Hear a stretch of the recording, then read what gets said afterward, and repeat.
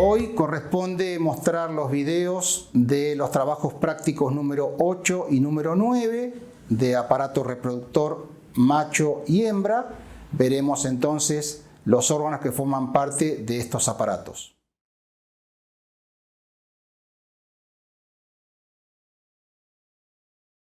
Bueno, damos inicio entonces al trabajo práctico número 8, que es aparato reproductor macho. Lamentablemente las piezas que se pudieron conseguir de frigorífico son de novillo, con lo cual este animal fue castrado de muy joven y no tuvo todo el desarrollo genital dado por la testosterona, como ya habrán visto en los trabajos prácticos, entre otras cosas, además de producir espermatozoides y favorecer a la formación de espermatozoides, también a todo lo que es el desarrollo genital. Pero bueno, podemos decir entonces que en este pene vamos a encontrar una porción más caudal, representada por lo que se le conoce con el nombre de raíz del pene, esta porción que estamos aquí, raíz del pene.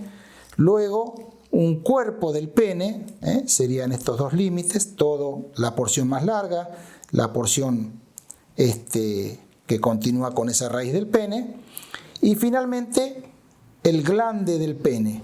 El glande del pene, que es esa estructura que es lo que está envuelto por la bolsa prepucial, esa bolsa de piel. De esa bolsa de piel aquí lo que nos ha quedado solamente es esta mucosa prepucial. ¿Ven? Toda esa estructura que está allí, ¿sí? Por fuera tiene la piel, y aquí adentro está la mucosa prepucial envolviendo, protegiendo a este glande del pene. La porción más terminal, la más apical, esto que está ahí entre la pinza, sería el yelmo del glande. El yelmo del glande, y en ese lugar la desembocadura de la uretra, que es el conducto que nace en la vejiga urinaria, en el orificio uretral interno, y termina aquí en este orificio uretral externo. Por allí entonces se emite la orina y se emite el eyaculado. Otras dos formaciones dignas de mencionar y muy importantes en la cópula del macho son estas dos estructuras que tenemos aquí, que se llaman músculos retractores del pene. Músculos retractores del pene. Recuerden entonces que si bien esto está muy atrofiado, porque recordemos que es un novillo, no es un animal que llegó a su desarrollo genital, toda esta estructura es de tejido eréctil. El tejido eréctil es el sistema cavernoso. En el momento del deseo sexual, de esa libido, se van a ir ingurgitando de sangre todas esas cavernas que tiene ese tejido cavernoso y le van a dar la turgencia, la firmeza a ese tejido peniano. Quiere decir entonces que el producto de ese mecanismo de erección va a hacer que se relajen estos músculos retractores del pene y esta flexura que tiene formada, que naturalmente el pene tiene esta forma, una flexura, o una S sigmoidea, ¿sí? Bueno, si lo ponemos del lado de ustedes sería así, con estos músculos retractores hacia atrás, ¿sí? En esta raíz, perdón, sería ahí. Entonces, al momento de producirse la erección, cuando este glande del pene se exterioriza debido al llenado de las cavernas del pene, se produce la relajación de los músculos retractores del pene, que como su nombre lo indica, actúan contrayéndose para retraer el pene. Sería en la poscópula. Al relajarse estos músculos retractores y al tener toda esa turgencia, la masa peniana, se exterioriza ese pene, ¿sí? Se estira, se elonga, se introduce en la cavidad vaginal y ahí realiza la cópula. Y recuerden que la estocada es el punto clave donde nos indica el momento preciso de la eyaculación. Terminada esa eyaculación, terminada esa estocada, automáticamente se produce el reflejo de la desmonta, ¿sí? Y si bien todavía conserva el tejido cavernoso lleno de sangre, pero activa inmediatamente la actividad de estos músculos retractores del pene, que están obviamente insertados ahí en los músculos isquios cavernosos, en la base de los huesos de la pelvis, ¿sí? Todo insertado aquí en la base, y al retraerse los músculos retractores del pene dan lugar a la formación entonces de esa S peniana, de esa S sigmoidea, y por supuesto se introduce, ven cómo solito se va formando la S, se introduce ese glande dentro de la cavidad prepucial y de esa forma queda protegido hasta el próximo salto, hasta la próxima monta. Si hacemos un corte transversal, es un tejido fibroso, elástico a su vez, el corte va a ser para que podamos observar, apreciar el recorrido de la uretra y el recorrido de las arterias del pene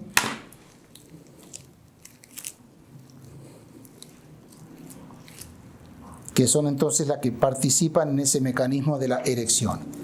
Bueno, en ese corte, en el libro está mejor la foto, vamos a tener un cuerpo cavernoso del pene y hay una formación en anillo como protegiendo a esta estructura interna que está en ventral, hay un orificio allí, que ese sería la uretra peneana.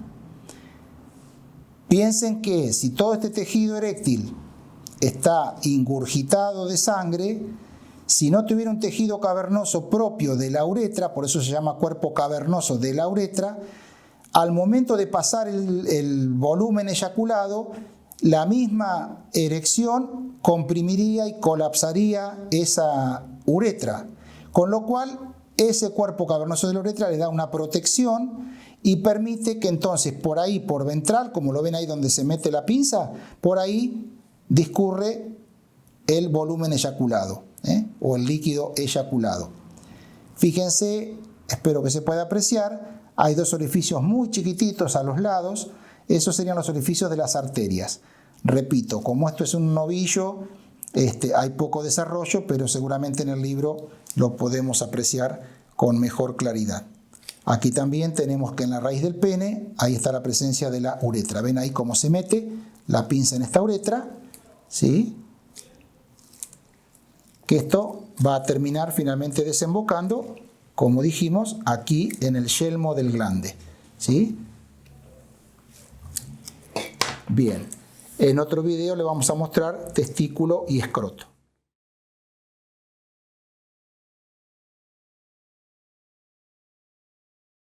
Hoy entonces vamos a hacer la mostración de aparato reproductor de la hembra, que corresponde al trabajo práctico número 9. Vamos a mencionar primero los órganos que forman parte de este aparato reproductor. Yendo desde caudal hacia craneal, el primer órgano es la vulva, con sus dos labios, la comisura de esos labios, ¿sí? Aquí tenemos una, aquí tenemos otra. Lamentablemente el frigorífico a veces no tiene en cuenta que esto es para mostrar en un video para alumnos y corta lo que necesitamos que esté. Pero bueno, ahí podemos apreciar entonces la vulva con sus dos labios vulvares, una comisura dorsal que es redondeada y una comisura ventral agudizada. Luego de eso, de afuera no vamos a poder apreciar demasiado, está la cavidad vaginal, luego tenemos el útero, ¿sí? Con tres partes, ya la vamos a ver más adelante, o sea que la cavidad vaginal sería todo este sector. El útero que nace aquí, con un cuello, un cuerpo y dos cuernos, cuernos uterinos. Y en la extremidad de cada uno de esos cuernos vamos a encontrar estas formaciones, una a cada lado, que son los ovarios. Ovarios. La unión entre el útero y ese ovario es esta estructura muy finita que la tenemos ahí montada sobre el dedo, que no es más que el oviducto o trompa de Falopio. Repetimos entonces en esta pieza la vulva, la vagina, toda esta porción, aquí, el cérvix o cuello del útero en ese lugar, el cuerpo del útero aquí, los cuernos uterinos, la trompa uterina, allí, y finalmente los ovarios, derecho e izquierdo. Aquí topográficamente también vamos a encontrar la vejiga urinaria, que es esto de aquí, esta vesícula, que va a terminar desembocando en la uretra, en el piso de la vagina, ya lo veremos, y en el caso del macho, por supuesto, se va a introducir en la raíz del pene y va a seguir por todo el recorrido que haga el pene. Y esta estructura que tenemos aquí no es otra cosa que el recto, intestino grueso, ahí tenemos la mucosa rectal, ¿sí?, ubicada en dorsal de la cavidad vaginal. Por supuesto, entonces repetimos, si eso es la cavidad vaginal, la vulva, ¿sí?, aquí tenemos el esfínter anal. Cuando se hace el tacto rectal, ¿sí?, o el examen transrectal, se introduce la mano por este orificio, ¿sí?, hacia este recto, y allí se realiza la palpación ginecológica de esta hembra, ¿sí? Entonces, con esta vulva vamos a ir incidiendo. Recordemos los labios, la comisura dorsal, que es redondeada, esos labios, y la comisura ventral con una formación agudizada en esa formación aguda de los pelos, esa brocha de pelos. En ella, cuando el animal está en el momento del proestro y el estro, es donde vamos a apreciar la presencia de moco.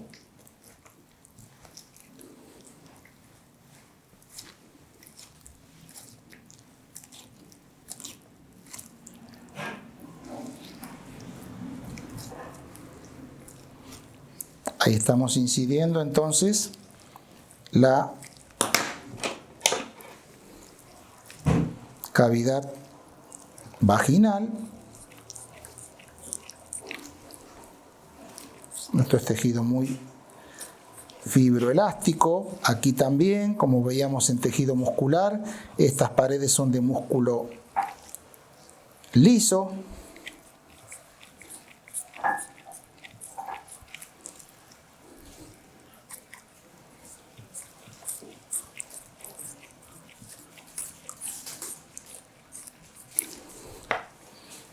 Vamos abriendo,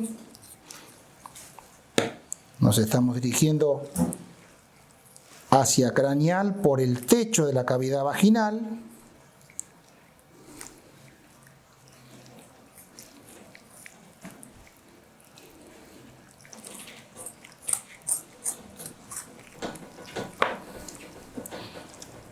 Y allí tenemos entonces la presencia de los labios vulvares en esa zona, esta porción, ¿sí?, que es el rudimento del pene, denominado clítoris, está ahí entonces en ventral y próximo a la comisura ventral de la vulva. Toda esta porción sería la cavidad vaginal. Todo esto es cavidad vaginal. Seguimos incidiendo hasta encontrarnos con una formación denominada flor radiada u hocico de Tenca, como se lo describimos en el libro. Allí tenemos entonces esa estructura de flor radiada, que sería el fondo de la cavidad vaginal. Este moco que se observa en este lugar, ¿sí?, ese moco filante, es producto del desprendimiento del tapón mucoso que se ha producido cuando este animal fue faenado, que estaba taponando este cérvix, pero también toda esta mucosa vaginal, estimulada por los estrógenos, cuando la vaca está en el proestro, va a comenzar a producir este moco, ¿sí? Y este moco va a ir saliendo y va a ir colgando, por eso hablamos de moco filante, forma de hilo, y lo vamos a poder apreciar en el proestro y en el estro, colgando, escurriéndose por esa comisura ventral de la vulva. Entonces, la cavidad vaginal va a comenzar aquí donde cambia la coloración, ¿sí? Esto se le conoce con el nombre de vestíbulo vaginal, y de aquí hacia craneal hasta esta formación u hocico de Tenca es cavidad vaginal o vagina. Queremos acá mostrarle esta formación, ¿sí? Que es un fondo de saco ciego. Vean que la pinza llega hasta ahí. Vamos a cambiar el instrumental. Ven que la tijera llega hasta ahí. Esta formación de saco ciego se le conoce con el nombre de divertículo suburetral. ¿Por qué suburetral? Porque está debajo del orificio de la uretra. La uretra que viene de la vejiga urinaria, y va a desembocar en este sector. Ahí estaría la desembocadura de la uretra, ¿sí? Donde está marcando la punta. Y el divertículo que está por debajo de eso, de esa uretra, es el divertículo suburetral. ¿Cuándo hay que tener en cuenta esto? Cuando se realiza la maniobra de la inseminación artificial. Con esa pipeta de inseminar debemos saber que no tenemos que ir a ras del piso vaginal, sino más bien ingresar por dorsal para evitar este divertículo, que la pipeta no nos quede ensartada en ese lugar, y sí dirigirnos hacia este cérvix, que es el que cuando introducimos la mano en el tacto rectal, una mano, un brazo está metido en este recto, con esa mano afirmamos este cérvix y ahí procedemos a hacer el enhebrado del cérvix con la pipeta de inseminar, ¿sí? Entonces, no sé si habrá quedado algo de orina, a veces se puede apreciar la salida, pero bueno, ahí está, ahí salió la orina, quiere decir que ahí está el divertículo, entonces, la salida de la uretra, allí, y el divertículo suburetral. Observen entonces, como todos los órganos huecos, tienen una pared muscular y demás, pero siempre están revestidos internamente por una membrana mucosa. Allí se terminó lo que sería el órgano copulador de esta hembra. A partir de este cérvix o de este cuello, aquí hay una estructura que parecería de consistencia cartilaginosa. De hecho, que cuando se lo palpa en un animal adulto, uno palpa como si fueran 3 anillos cartilaginosos similares a los que veíamos en la tráquea. Pero cuando uno los corta, los incide, se da cuenta que no hay ningún cartílago, que es todo tejido conectivo fibroso, ¿sí? Que tiene esa estructura primordial, porque deben permanecer cerrados durante toda la gestación. Y a eso se le refuerza, cuando el animal ha quedado preñado, se le refuerza con la formación propia de ese mismo cérvix, de ese moco, que va a servir de tapón, como para evitar el ingreso de gérmenes desde la cavidad vaginal hacia el interior. Si procedemos entonces a incidir ese cérvix, vayan notando entonces cómo cuesta con la tijera cortar, y una vez que atravesemos este cérvix, vamos a ingresar a la segunda porción del útero, que es el cuerpo uterino.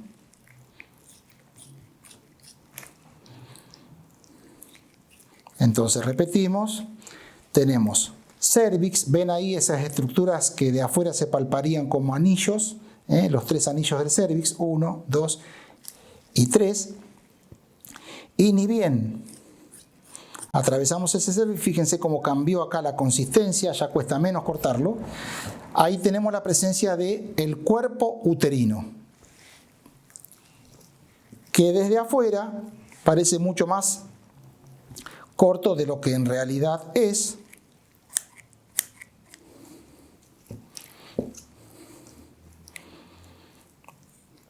Y ahora vamos a explicar por qué. Con esta incisión ya nos vamos a estar introduciendo en la tercera parte de este útero, que serían los cuernos, uno a cada lado, derecho e izquierdo.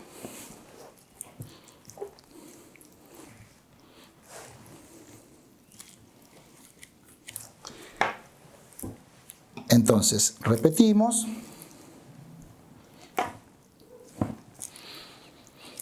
Vulva, vestíbulo vaginal, vagina. Aquí teníamos el hocico de Tenca o cervix, esa estructura. Luego el cuerpo, allí. Y finalmente los cuernos uterinos, uno a cada lado. ¿Qué más podemos apreciar aquí? Que esos cuernos uterinos están unidos por ligamentos. Este es uno, el ligamento intercornual dorsal, y el que está por debajo es el ligamento intercornual ventral, ¿sí? Entonces, aparentemente, ese cuerpo del útero de afuera parecería que si acá nacen los cuernos uterinos, si lo vemos por dorsal, parecería que todo esto es cuerpo. Sin embargo, si uno va incidiendo esos ligamentos intercornuales, vamos a poder apreciar que el largo de los cuernos es mayor a lo que aparentemente se ve desde afuera. Ahí estamos incidiendo y fíjense que todavía no nos metimos en la cavidad de los cuernos, ¿sí? Quiere decir entonces, todo eso que parecía mucho cuerpo uterino, en realidad quedó reducido a una pequeña porción. Y allí sí entonces nos encontramos con estos cuernos y en esa bifurcación.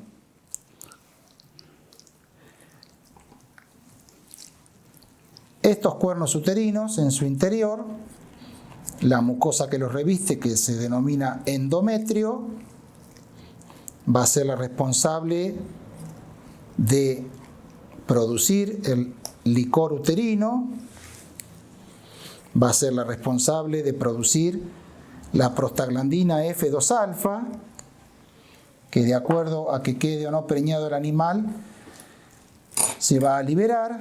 Todo eso es clases teóricas, y tiene formaciones en su interior, que ahora vamos a resaltar con la pinza, porque repito, son animales que van a faena muy jóvenes, no tienen demasiado desarrollo, pero creo que ahí pueden apreciar esa estructura redondeadita de ahí. Aquí hay otra, ¿sí? Por aquí tenemos otras. Esto, que en un número de más de 100 en algunos casos, se denominan las carúnculas endometriales o carúnculas. A esta estructura de la carúncula uterina se va a adherir, cuando se produzca la placentación, el cotiledón. La unión de cotiledón que lo aporta la placenta fetal con esta carúncula uterina va a dar lugar a la formación de un placentoma, y va a ser en el único punto de los cientos que hay por aquí por donde se produce el intercambio de nutrientes, de oxígeno, de agua y demás elementos entre la madre y el feto. Esto lo tienen estas carúnculas los dos cuernos. Aunque la gestación se realice de un solo lado, salvo que sean mellizas, ¿sí?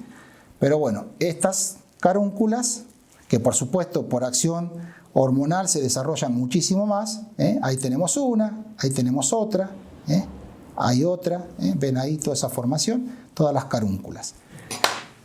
Finalmente, en el extremo de ese útero, de ese cuerno uterino, encontramos esta membrana que se llama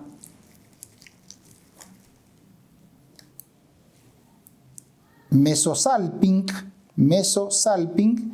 y ahí espero se pueda apreciar el inicio de esa estructura cilíndrica muy finita que es la trompa de Falopio o trompa uterina u oviducto. se va a dirigir por todo ese mesosalping. Ahí la tenemos montada sobre el dedo, sigue por aquí, discurriendo. Espero que lo puedan apreciar allí. Y finalmente va a terminar en esta porción, en lo que se conoce con el nombre de infundíbulo. Esa trompa uterina entonces va a tener 3 porciones. Una porción más próxima al ovario, que se llama infundíbulo por tener forma de embudo. Una porción media, más o menos sería esto que está ahí montado entre mis dedos, muy importante para la fecundación, que se llama ampolla de la trompa.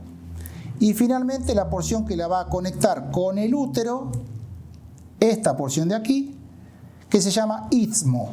Entonces, infundíbulo, ampolla la parte media y el istmo que lo une con el cuerno uterino correspondiente.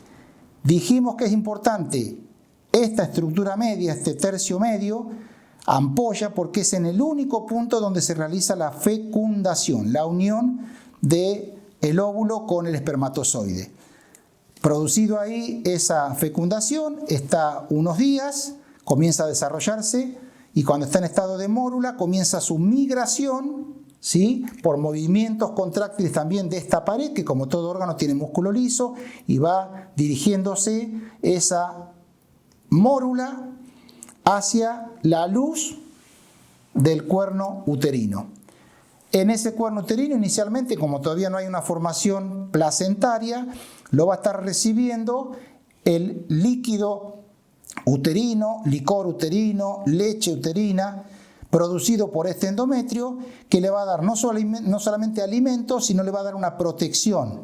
Hasta tanto se desarrolle del polo de ese embrión, el polo placentario o la placenta propiamente dicha, ese embrión va a estar flotando, sobrenadando en este espacio uterino y en ese licor uterino. Cuando se comiencen a pegar los cotiledones a las carúnculas uterinas, ya no va a depender su alimentación de ese licor, sino que lo va a hacer dependiendo de la madre, de la sangre que le aporta la madre. Y finalmente, luego de esa trompa uterina, nos encontramos con esta estructura muy importante que es el ovario. Ese ovario que va a estar revestido por una túnica albuginia, todo eso que le da el brillo, dijimos que es la túnica albuginia, y observen que hay una gran cantidad de especies de globitos. Esos son todos folículos en distintos estadios de maduración y de desarrollo. Sobre estos folículos es cuando ciclo tras ciclo la hormona folículo estimulante, que es la que baja desde la hipófisis, está mal dicho baja, es la que viene circulando por sangre y comienza a estimular, como su nombre lo indica, folículo estimulante. Estimula el desarrollo de un folículo. Los otros también se sienten estimulados, pero hay uno que gana en ese desarrollo. Ahí creo que se vio cuando se rompió. ¿Sí? Ahí teníamos un folículo estimulado por la hormona folículo estimulante y se había desarrollado. En el interior de este folículo, que es como un globito, vamos a encontrar el óvulo. Por supuesto que microscópico no lo podemos apreciar. ¿Sí? Entonces, toda esta estructura folicular, repito, su desarrollo, su crecimiento está estimulado por la acción de la hormona folículo estimulante. Hay algunos folículos que por ahí se comenzaron a desarrollar, otros que quedan ahí detenidos en su desarrollo. Observen que ahí hay otros que están con posibilidad.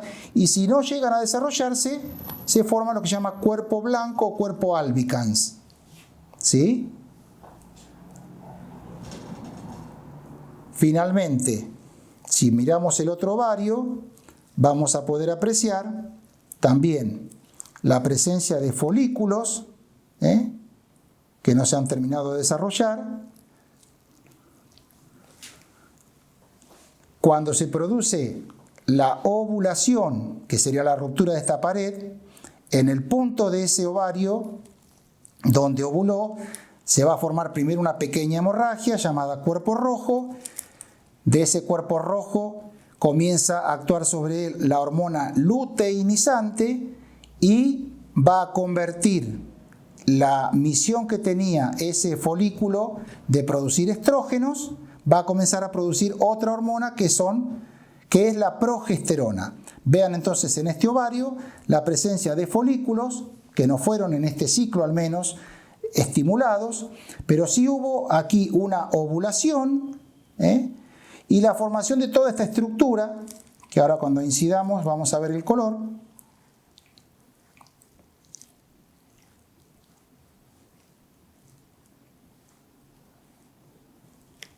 Fíjense que abarca prácticamente el doble de lo que es el tamaño del ovario. Esa estructura que mostramos allí es el cuerpo amarillo o cuerpo lúteo. Toda esta estructura. Esta estructura, cuerpo amarillo, es la responsable de la producción de la progesterona, hormona que va a estar durante toda la gestación presente porque su síntesis va a estar dada en este lugar, hasta más o menos el cuarto o quinto mes de gestación, donde ya la placenta fetal también comienza una síntesis de progesterona y va a reforzar esta actividad. Entonces, haciendo un breve repaso, comienza en el proestro el animal a hacer manifestaciones de celo, la inquietud, bueno, todos esos datos que ya lo han visto en las clases teóricas. Llega por sangre la hormona folículo estimulante y hace que se madure un folículo. Vamos a suponer que maduró este. Se produce el desarrollo folicular, folículo primario, secundario y terciario o folículo de De Graaf. Cada folículo tiene en su interior el óvulo. Por acción de esa folículo estimulante, uno se desarrolla mucho más, explota, producto también de la llegada de otra hormona que es la luteinizante, que esa hormona entonces también sintetizada en la glándula hipófisis, termina la maduración del folículo, produce el ablandamiento de las paredes de ese folículo y la dehiscencia folicular, es decir, la ruptura, la salida del contenido de su interior. ¿Qué hay en el interior? Líquido folicular cargado de estrógeno y el óvulo. Posteriormente se produce una pequeña hemorragia, el cuerpo rojo, cuerpo rubrum, y como la hormona luteinizante sigue trabajando en ese lugar, comienza a desarrollar esta otra estructura llamada cuerpo amarillo por el color que toma, ¿sí? O cuerpo lúteo. A partir de allí, las mismas células que antes sintetizaban estrógenos para hacer las manifestaciones externas del celo, esas células que tenían actividad estrogénica ahora se convierten por acción de la hormona luteinizante y comienzan a sintetizar progesterona, que repito, va a estar durante todo el periodo gestacional manteniéndose activa. En el supuesto de que el animal no sea servido, haya fracasado la inseminación, que no haya quedado preñado, reiteramos que en esa mucosa endometrial se formaba, dijimos hoy, la prostaglandina F2-alfa, ¿sí? Que la sintetizan estas células endometriales siempre y cuando no haya contenido, ¿sí?, uterino. Es decir, el útero se entera que hay la presencia de un embrión, de un feto, por la propia carga que tiene esa cavidad. Esa prostaglandina F2-alfa tiene una acción luteolítica, es decir, produce la ruptura, la lisis del cuerpo lúteo. Entonces, si el animal no quedó preñado, como seguramente lo habrán visto en las teóricas, si no queda preñado el animal, se debe romper este cuerpo lúteo para que se reinicie un nuevo ciclo. ¿Por qué? Porque una de las acciones que tiene esta progesterona luteal es la de provocar un mecanismo de freno, un feedback negativo, a nivel del eje hipotálamo hipoficiario, evitando de esa forma que se forme nueva folículo estimulante. Por eso decimos, si a este útero le llega un embrión, o 2, en el caso de una mellizera, se va a ir desarrollando, va a ir generando placenta, va a ir a partir del día 45 considerado un feto. Esa presencia hace que no se sintetice prostaglandina F2-alfa, con lo cual este cuerpo lúteo va a mantenerse vigente. De no ocurrir eso, esa prostaglandina es la responsable entonces de producir la ruptura, la lisis. Y de esa forma se inicia un nuevo ciclo. Con esto damos entonces por concluido la mostración de aparato reproductor de la hembra.